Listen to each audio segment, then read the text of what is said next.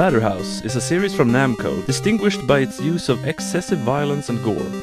It made its debut in arcades in 1988 as a side-scrolling beat-em-up, got ported to the TurboGrafx 16, and there were 2 sequels on Sega Mega Drive. All of the games in the series came to the West in one form or another, but Splatterhouse Wanpaku Graffitti, arguably the best game in the series, remains exclusive to the Famicom. The game starts with protagonist Rick dead and in a shallow grave, with a grieving Jennifer by his side. Then lightning hits, and both Rick and the Pumpkin King, the villain of this game, gets revived.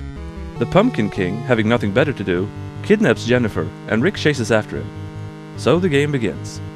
The graphics are super deformed and a whole lot cuter than the other games, while still keeping some of the violence.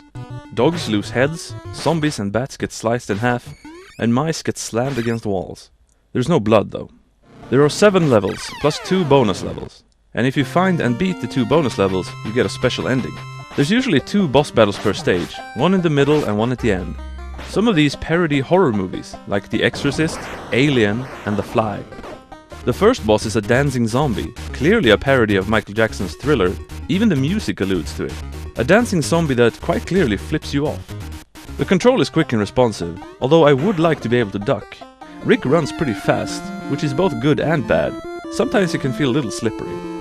You have an axe as your main weapon, and later on you sometimes pick up a shotgun that kills anything in its path, but only has 10 shots. It's not the hardest game in the world, demonstrated by the fact that I got to the final boss on my first serious playthrough, and I'm not that skilled. What makes the game semi-easy is first that all enemies die in one hit, and that you level up and get more health as you kill enemies, and plenty of enemies drop candy that replenish health. However, you do only get 4 continues. Had the game had infinite continues, it would have been very easy, since you're allowed to continue at several parts of the stage, not just the beginning. The last stage is pretty hard though, and there's an annoying section where you have to jump across rope bridges, and if you stand on it for a second it breaks and you fall down, and you have to climb all the way back up to try again. Of course, it is great that you can try again and you don't lose a life over it, which would have been the case in most games. The graphics are quite good for 1989, there's some nice layering effects and I like the animation going on in some of the backgrounds. There's a lot of attention to detail and a lot of horror movie references sprinkled in. Although there are few music tracks in the game, like 1 or 2 maybe, the ones that are here are very good.